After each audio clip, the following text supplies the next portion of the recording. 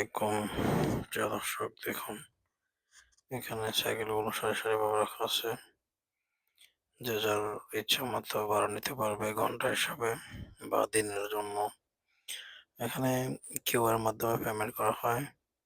তো দেখতে পাচ্ছেন রাখা আছে রাস্তার পাশে।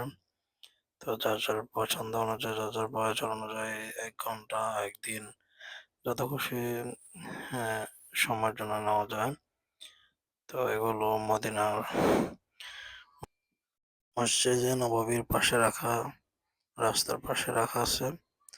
তো আপনাদের যাদের প্রয়োজন হয় সাইকেল, এখান থেকে নিয়ে যেতে পারেন। দেখুন একটা ভাই এখন আনলক করতেছে স্ক্যানের মাধ্যমে।